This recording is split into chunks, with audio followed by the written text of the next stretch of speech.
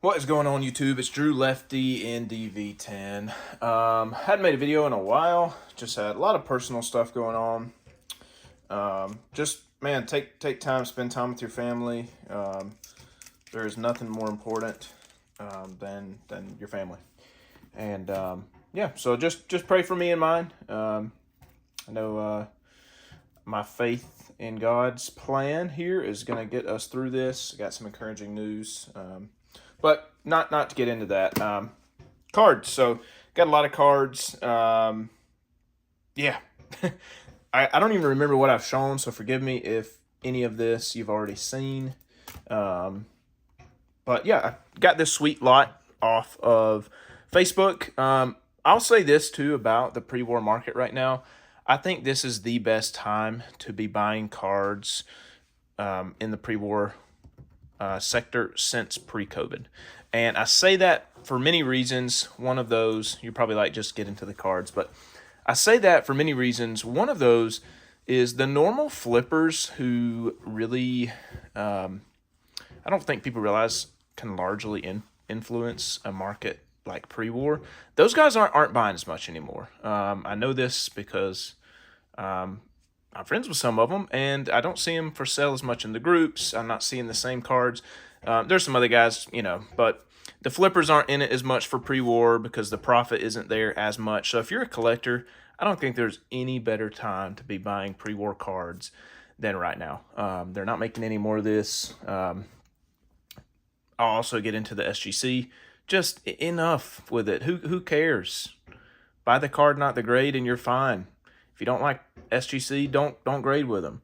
I don't know what PSA's plans are. Are they going to sunset the brand? I think that would be a colossal waste of money and probably against shareholder interest, because those same people are not going to be just lining up at PSA to send their stuff.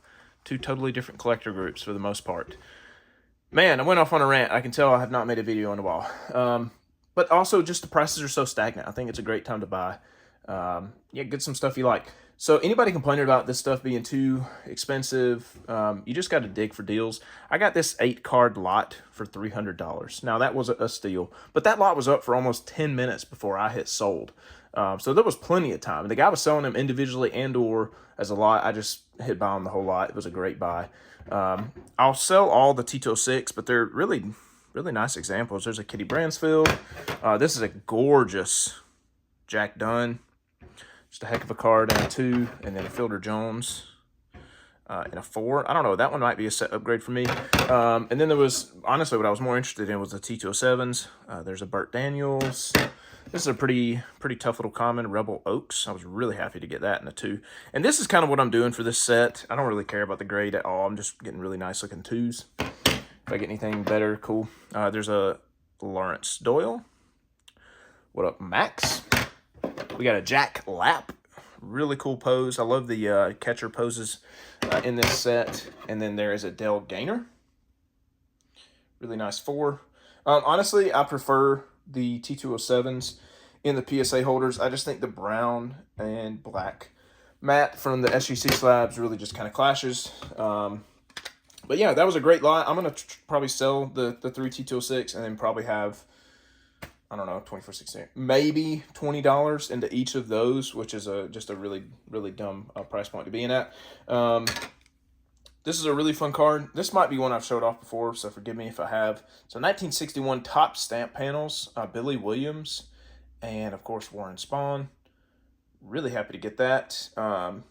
Just kind of an oddball item for my Spahn Master Collection that I did not have, obviously. Don't see these very often, and definitely don't see them. Excuse the banging. My neighbors decided to work on his fence Sunday morning. It's actually not even his fence. He lives behind the house, but whatever. Neighborhood drama. Man, neighborhood drama. I could do a whole Facebook page. Or, sorry, a whole YouTube channel devoted to the drama from my neighborhood Facebook page. Should probably do that. I got these 2 in. This was I think, again, this one I may have shown off. It's a Chick Gandil. Really love this card. Imperial Tobacco. C46 Canadian issue. But this is like one of Gandil's only portrait images. So I paid really strong for that. But I really like it. So Really wanted it for a long time. This was a crazy, crazy Facebook win. This was on one of those 24-hour auctions, which I literally never... This may have been the first time I've ever bid on one of these. Typically because I don't have the time to wait, see who's bid, who hasn't bid. These things go on for days if somebody bids in the 23rd hour. I think it's a terrible selling format. But somebody posted this card. Jake, I saw you bid $5. I was the only other bidder at $75. I just literally threw a placeholder bid in just as a kind of a joke. And 24 hours later, I won it. I don't think a lot of people probably looked at the photos because this is a 10 tops. You might think, who cares? Well, you'd probably be right. Send 25 10 tops. This is a Colgan Chips. What are these? E270, I think. Something maybe different for the 10 tops. I don't know. There's like 1 to 3 of each player. What's special about this one? Obviously, Iron Man McGinnity is a Hall of Famer, but PSA nor SGC have ever graded an Iron Man McGinnity 10 top. So probably going to send this off to get graded. Sell this REA. I think it's probably a $500 to $700 card. Again, just you got to turn over every rock, nook, and cranny. I don't need this card. I don't need a $700 Iron Man McGinnity, so I'll turn that into something I really like. Let's see, 2 really fun cards. These things are just absolutely gorgeous. These are T212 O-Box. Some of the best looking cards you'll ever see, especially this Aiken on the left. This was like a crazy, another crazy like Facebook buy. Like it was like 3 cards for $150 or something ridiculous. And these were like 2 of the nicer cards. I really love the Dylan anyways. Like I've wanted that card. The Aiken, I never really noticed how awesome that card was in hand, but there's the Dylan. Blue back there. O-Box are cool. I don't know much about them other than there's some images that blow literally every other tobacco pre-war set out of the water. I.e. check out that Aiken. Just a freaking stunner. Lovely. And then the last card, got this from Jay. I did a trade with him for a Lafayette Generals N15 for my 1914 Braves Cracker Jack set. That's Hank Gowdy or Henry Gowdy. Decent 1.5. Again, I'm just trying to get these. I don't really care about the grade, nor do I really want to put the money into like getting 2s and 3s. I'm fine with like 1s, 1.5s, 2s.